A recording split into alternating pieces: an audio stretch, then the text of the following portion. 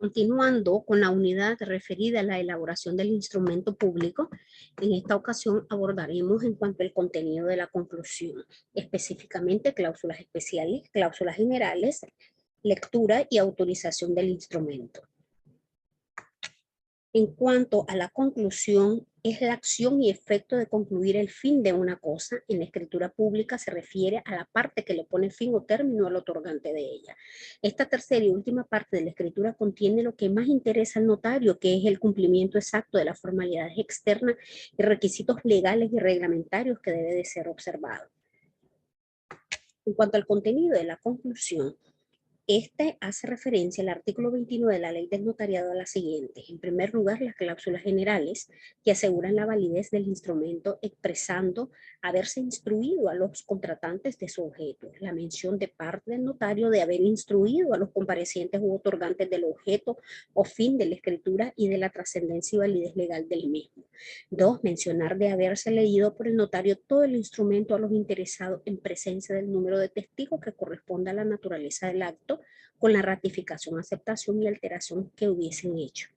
Mención de haberla leído en presencia, que es lo que estábamos haciendo referencia, y la firma de los otorgantes del intérprete si lo hubieren, de los testigos y del notario. La firma en el orden de otorgantes, intérpretes y testigos si lo hubieren, y finalmente la del notario según el artículo 2 de la ley del notariado. Asimismo, es importante decir que la ley hace referencia expresando haber instruido a los otorgantes de su objeto consideraciones que no le exige como requisito esencial del acto cuya omisión pudiera acarrear alguna nulidad a la escritura, pues el dar o conocer las cláusulas generales y trascendencia del acto implícitamente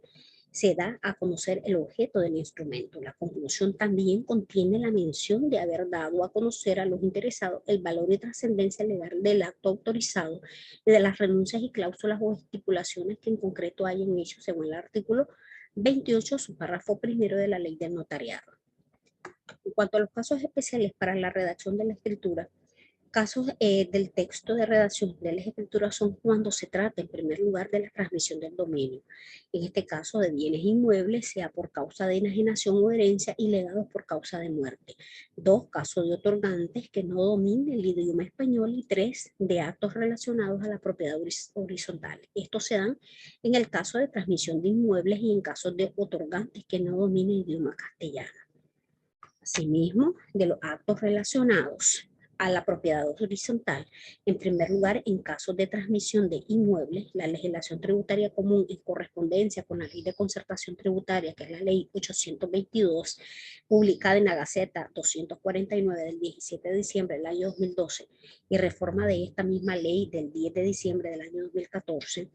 por la ley 822, impone obligaciones a notarios en cuanto al valor, uso del papel sellado, timbres fiscales y con el pago del impuesto de transmisión de inmuebles en actos de su competencia. Por disposición de esta ley 822, por no derogar disposiciones de leyes tributarias anteriores, dejen vigencia las obligaciones a notarios recogidas en la legislación tributaria común de 1962, el artículo 35 de la misma ley de concertación tributaria en su inciso E del mismo artículo sobre lo relativo a la transmisión de inmuebles por enajenación disponen: los notarios no podrán autorizar ningún instrumento público de contratos sobre objetos o derechos susceptibles de valoración pecuniaria si no se les presenta en primer lugar boletas de pago del impuesto sobre transmisión de derechos relativos a bienes inmuebles cuando se tratare de una enajenación. El segundo párrafo de ese inciso E dispone que deberán de transcribir íntegramente las boletas en que consta el pago de los impuestos, y el párrafo final de ese artículo 35 dispone las excepciones a esa prohibición, diciendo que podrá el notario, en caso de urgencia, autorizar la escritura respectiva sin tener a la vista los documentos, pero deberá transcribirlos íntegramente al librar el testimonio. Igual caso de transmisión de inmuebles por herencia. Ley de Solvencia Municipal, que es la Ley 452, publicada en la Gaceta número 90 del 16 de mayo del año 2003, que en su artículo 9 dispone las mismas obligaciones y la excepción relacionadas antes en cuanto a las solvencias municipales en los casos de transmisión de inmuebles por enajenación, herencia, entendiéndose y ampliada también en casos de donación. La Ley General de Catastro Nacional, que es la Ley 509, publicada en la Gaceta número 11 del 17 de enero del año 2005, que en su artículo 31, 35 y 36 disponen esas mismas obligaciones a los notarios y mismas excepciones de autorizar de urgencia en cuanto al certificado de constancia catastral. B, en casos de otorgantes que no dominan el idioma castellano, los documentos en idioma extranjero y del impedimento para expresar oralmente su voluntad. Ante el primer caso, en principio, entender que existe la prohibición para el notario de no extender escrituras públicas en otro idioma que no sea el castellano, conforme al artículo 38 del título preliminar del Código Civil y artículo 33 de la Ley del Notariado. El procedimiento a cumplir por el notario frente a este caso lo dispone el artículo 15, numeral 123 y numeral 4, 26 y 33 de la Ley del Notariado y el artículo 23, 66 del Código Civil. El notario procede conforme a dichos artículos a recibir del otorgante su manifestación de voluntad en una minuta en el idioma extranjero, nombrar un intérprete o traductor para traducirla al castellano y extenderla en escritura a autorizar, agregando tanto la minuta en idioma extranjero y la traducción en escritura en el protocolo. Ante el caso de documentos en idiomas extranjeros, notarios proceden mediante el traductor, lo pone en castellano, redacta, agrega o copia en cumplimiento a los artículos 33 de la Ley del Notariado, 5 de la Ley 139, que da mayor utilidad al notario, y ante el caso de otorgantes impedidos para expresarle oralmente, el notario procede a la redacción haciendo constar el hecho, requiriendo minuta firmada, dando fe de la firma y agregar o copiar la minuta al protocolo conforme lo disponen los artículos 15, numeral 1, 26 y 31, todos de la Ley del Notariado, y el artículo 2367 del Código Civil. En los casos de la propiedad horizontal, que es la ley de reglamento al régimen de la propiedad horizontal, que es la ley, que es el decreto, 1909, publicada en la Gaceta 215 del 23 de septiembre del año 1971, que dispone en sus artículos 3 y 4 los requisitos a tomar en cuanto al notario para autorizar una escritura en toda esa naturaleza. Y otro caso especial sobre el texto de la redacción de las escrituras es de los casos de actos y sucesiones cuya variante se practica en todo el texto de la redacción conforme a las formalidades y requisitos específicos que dispone el Código Civil, como son intervención de testigos, la forma solemne de la redacción en su conjunto y vocablos o términos específicos del texto de la redacción conforme lo manda el Código. Asimismo, es importante también hacer referencia a la autorización.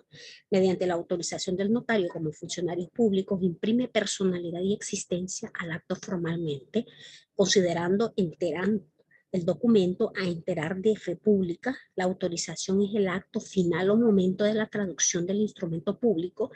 que da vida al instrumento público. Básicamente es la producción o es la misma escritura mediante la imposición y rúbrica del notario. En cuanto al sello, el sello viene a ser un elemento accidental del documento que en ciertos casos puede adquirir una particularidad que es la relevancia jurídica. El sello es un utensilio de metal o gaucho, siempre reproduce armas, divisas, inscripciones, nombres o cifras de un Estado soberano, autoridades, institución, sociedad o particular, y que se le emplean en los documentos para darle mayor autenticidad y aclarar la firma o procedencia de quien lo emite o suscribe. Por la seguridad que brinda, al ser casi más difícil imitar tales láminas o planchas, lo cual refiere diversos trabajos de difusión u otro arte que no está al directo alcance de todos. Mientras la imitación de letras y de firma se verifica por muchos tan hábiles como pocos que hacen referencia a estos actos.